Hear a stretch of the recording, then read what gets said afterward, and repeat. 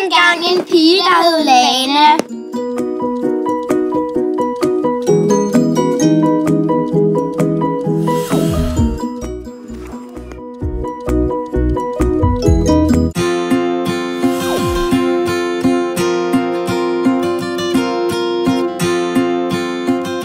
Pigen møder en drage.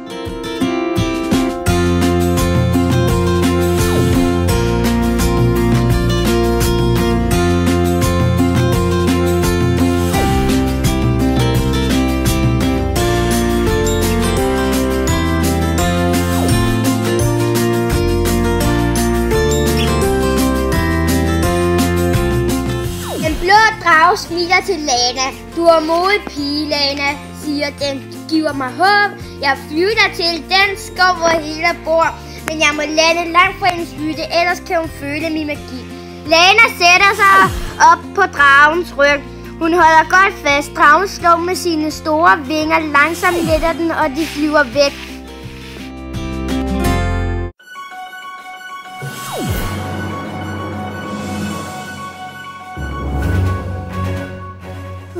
Inde i skoven er det næsten mørkt. Solen er stået op, men der er ikke meget lys. Træerne er høje, og der er krat, men der er også en sti. Lana går hen ad stien.